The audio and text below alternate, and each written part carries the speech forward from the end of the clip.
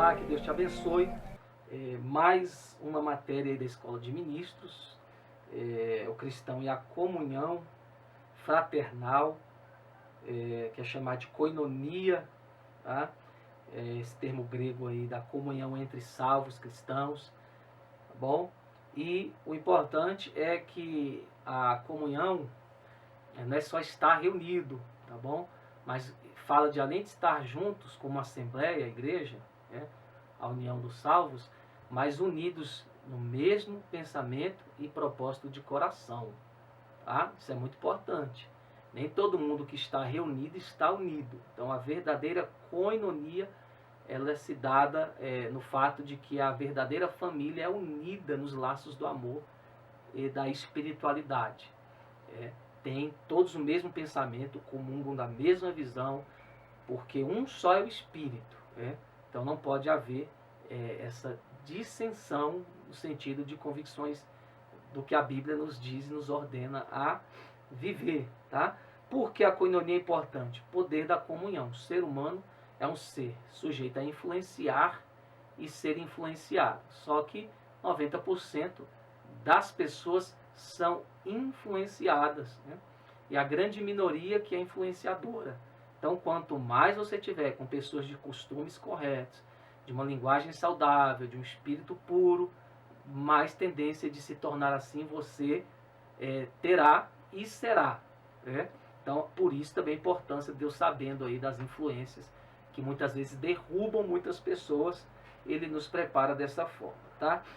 Na comunhão a gente tem que entender aí Hebreus 10, 24 e 25, consideremos-nos uns aos outros para nos estimularmos ao amor e às boas obras, não deixando nossa congregação como é costume de alguns, antes admoestando uns aos outros, tanto mais quanto vedes que se vai aproximando aquele dia.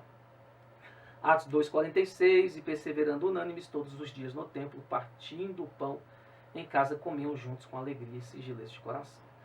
Antigamente a igreja se reunia, muitas vezes em lares, até cavernas, dependendo dos momentos, e as coisas foram se modernizando até que se tornaram os templos o local correto para isso.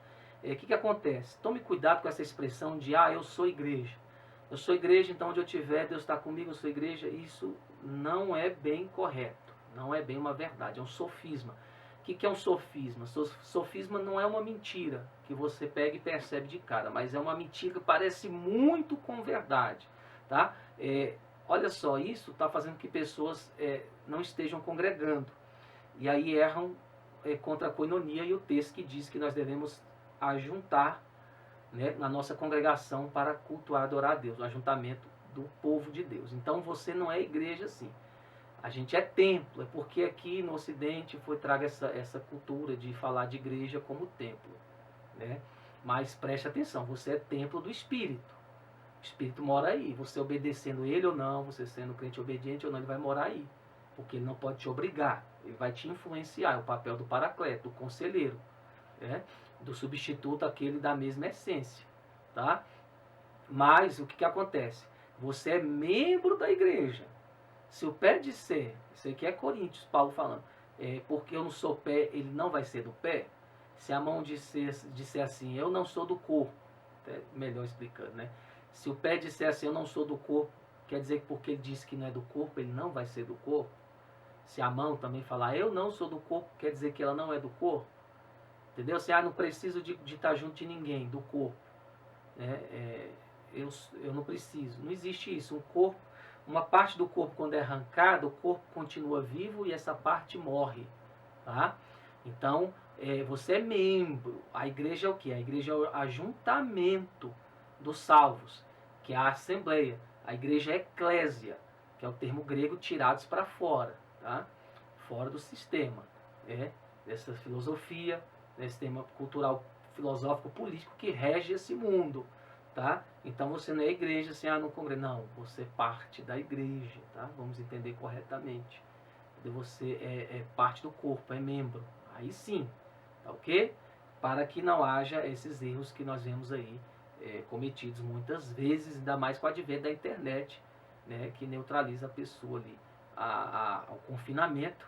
Então temos que tomar cuidado com essas questões. Perigo da comunhão errada, tá?